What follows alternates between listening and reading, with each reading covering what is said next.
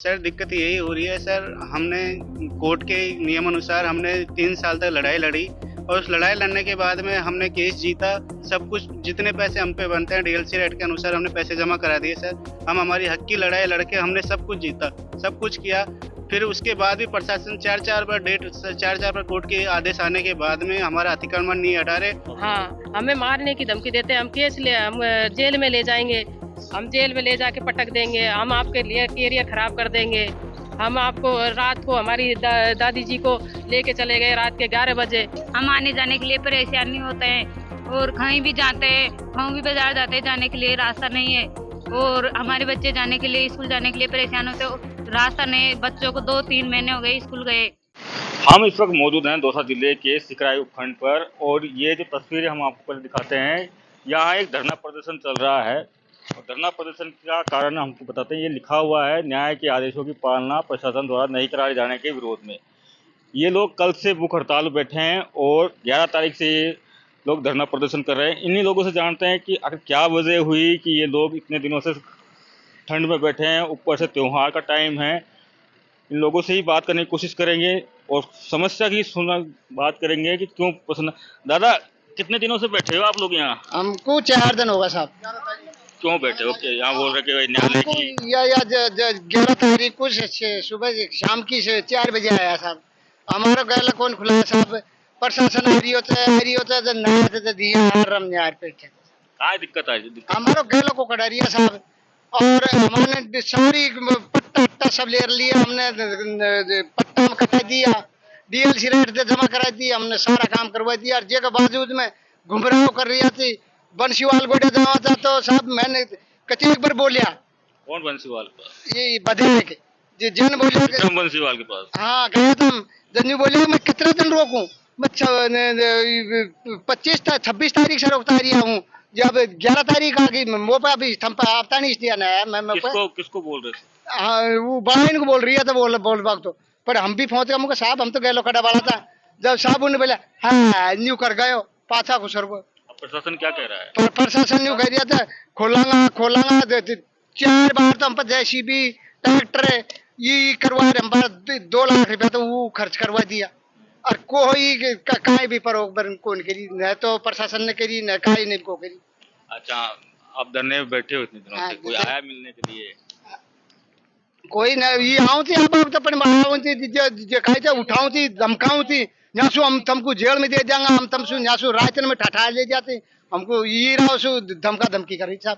कौन दे रहा धमकी? ये था प्रशासन। प्रशासन धमकी दे रहा है? हाँ थानादार आया तो धमकी कोई सभाओं थी जो सारा हमको तो धमकी दी थी साहब। बड़ी समस्या और लोग भी हैं, इनसे बात करने की कोशिश करेंगे। आप सर भूख हड़ताल बैठे हो आप लोग? नहीं सर, हम भूख हड़ताल बैठे हैं। हम भूख हड़ताल बैठे हैं, हमारे 3 साल से केस लड़ते हुए हो गए सर और कोर्ट के आदेशों के अनुसार हमने यहाँ रास्ता भी पास करवा लिया, जीत गए, केस में भी जीत गए और 252 की 51 की के तहत हमने केस किया। हम कोर्ट से हाई लेवल से भी जीत गए और डीएनसी रेट के अनुसार हमने पैसे भी जमा करा दिए। 4 बार प्रशासन के अनुसार हमने आदेशों के अनुसार हमने जेसीपी लाया और जेसीपी लाया तो प्रशासन वहाँ नहीं पहुँचता है और हम वहाँ बाढ़ डालते हैं। जेसीपी वाले हम पर 20 में 1-2 लाख रुपए ले गए अब से पहले हमको और हमारे बच्चों को स्कूल जाना 4-4 महीने हो गए और जिस विधायक के पास में हम विनती लगा गए साहब हमारा रास्ता का, उसी विधायक ने हमारे लिए यह कहा कि हमसे खुद से कहा है कि हमको 6-6 महीना हो गए, विपक्ष पार्टी वाले से को बंद कर रखा था तो उसी टाइम हम पहुंच गए थे सर और उसी टाइम हम पहुंच गए तो कि तुम किस पार्टी का? फिर हमने बोला कि हम रास्ता खुलवाने के लिए है। तो सर हमारे साथ में जातिवाद हो रहा है। और भी हैं कोई युवा लोग भी हैं, इनसे बात करने की कोशिश करेंगे। आप तो क्या करते हो आप? सर मैं ऐसे ही की तैयारी कर रहा हूँ सर। तैयारी कर रहे हो? जितने दिन आप कितने दिन से बैठे हो यहाँ? सर हम 4 दिन से बैठे हैं यहाँ पे सर। आप भी? हाँ सर।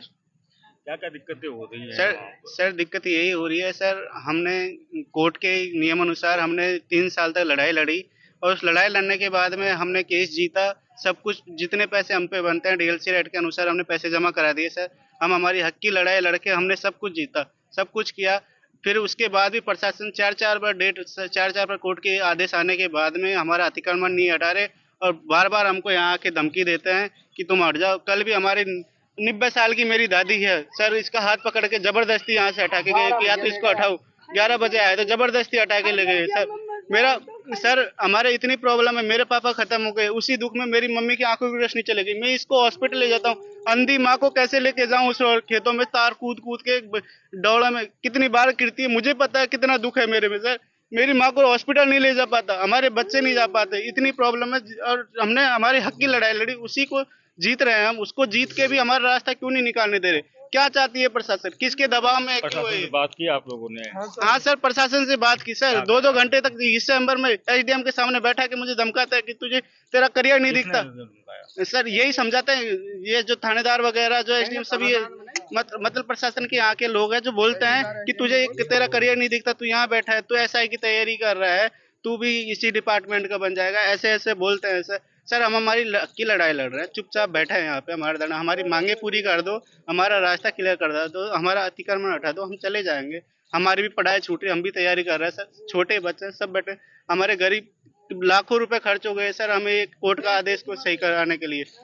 ये केस जीतने के लिए हमें बर्बाद हो चुके हैं सर। हम सब रोजगार करते हैं, सब गरीब लड़के, कोई जॉब नहीं करता सर, कैसे तो हमारी मांगे पूरी हो सर। एक पीड़ा है लोगों की। यहाँ कुछ महिलाएं भी हैं, महिलाओं से भी बात करने की कोशिश करेंगे, क्योंकि रास्ता नहीं है तो सबसे ज्यादा दिक्कत महिलाएं को ही होती है। पहले तो ये बताओ कितने लोगों की ढाणी है वहाँ पे? 250 लोगों की धरनी है सर। 250 लोग। हाँ, तो जाने आने के लिए रास्ता नहीं है। हमने कोर्ट के आदेशों के अनुसार रास्ता खुलवाने का वो किया था, केस लड़ा था, 3 साल तक तो हमने केस लड़ा था, और उसके बाद भी प्रशासन कोई भी कार्रवाई नहीं कर रहा है। 4-4 बार हम कोर्ट के कह रहे हैं कि धमकी भी दे रहे हैं प्रशासन। हाँ, हमें मारने की धमकी देते हैं, हम जेल में ले जाएंगे, हम जेल में ले जाके पटक देंगे, हम आपके लिए कैरियर खराब कर देंगे। हम आपको रात को हमारी दादी जी को लेके चले गए रात के 11 बजे, अब हम इसको लेके चले गए, इसको यहाँ रुकने नहीं दिया, इसका कौन पालन करेगा वहाँ? और क्या दिक्कतें होती हैं? रास्ता है नहीं, आने जाने का कैसे क्या करते हो बीमारी के टाइम पे? बीमारी के टाइम पे सर हम कैसे लेके जाएं? हमें कोई रास्ता नहीं है। मोटरसाइकिल पे कोई लेडीज चलती है क्या, डिलीवरी होती है तब कोई लेडीज मोटरसाइकिल पे नहीं जा सकती, खाटों में पटक के हम लेडीजों को लेके जाते हैं, कैसे लेके जाएं हम बिल्कुल दुखी है। हमारे बच्चे स्कूल न जाने से वंचित है, विकल्प नहीं आ पाता है घर पे, छोटे छोटे बच्चे हैं, उनको स्कूल जाए काफी दिन हो गए, कैसे जाए सर्दी में बच्चे? ये क्यों नहीं जा रहे रास्ते? बिल्कुल रास्ता नहीं है, विकल्प नहीं आते, छोटे बच्चे हैं तो होश में होके कैसे जाएंगे, पानी में होके कैसे जाएंगे? ये समस्या है हमारे सामने, और हमारे ढोर भैंस कैसे सब परेशान होकर मर रहे हैं। कब तक बैठे रहोगे आप लोग? जब तक हमारा न्याय नहीं मिलेगा तब तक हम यहाँ पर बैठे रहेंगे। हमें न्याय चाहिए, हमें न्याय दिला दीजिए, हमारा रास्ता खुलवा दीजिए, हम चले जाएंगे, कोर्ट के आदेशों का पालन कर दीजिए। एसडीएम साहब जी हमें 12 तारीख को आदेश दे के गए थे कि हमें तो यहाँ पाबंद करके रख गए, और वहाँ चले गए प्रशासन पूरा, और वहाँ फॉर्मेलिटी पूरी करके वापिस आ गए। हमसे यहाँ सौगन खा के सिर पे हाथ धर धर के कि आपका रास्ता खुलवा के आएंगे, लेकिन हमारा कोई भी कार्रवाई नहीं करके आए, और हमें मारने की धमकी देता है प्रशासन। हम तुम्हें जेल ले जाएंगे, हमें तुम्हारा वो कर देंगे, बच्चों को धमकी देते हैं, तहसीलदार हमें धमकी देता है कि हम तुम्हें उसमें ले जाएंगे। राजनीतिक दबाव के कारण हमारा रास्ता नहीं खुल पा रहा है। राजनीतिक दबाव किसका? राजनीतिक दबाव उसका है, विधायक जी का राजनीतिक दबाव है, जातिवाद है, जातिवाद के कारण ही हमारा रास्ता नहीं खुल पा रहा है।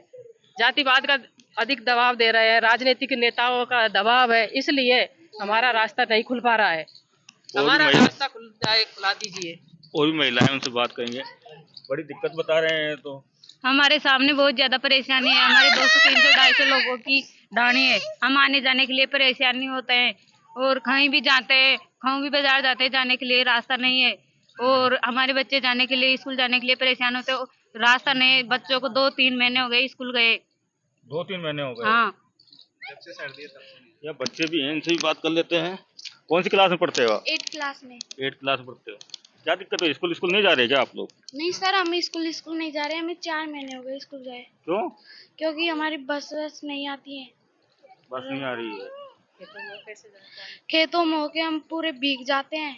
ओस से भीग जाते हो? हाँ, एक बड़ी समस्या है। और भी तस्वीर दिखाना चाहेंगे हम आपको। ये बहुत सारे लोग हैं, बहुत सारी महिलाएं हैं, ये बुजुर्ग हैं जो अभी बता रहे थे कि इनको बड़ी दिक्कत हुई थी।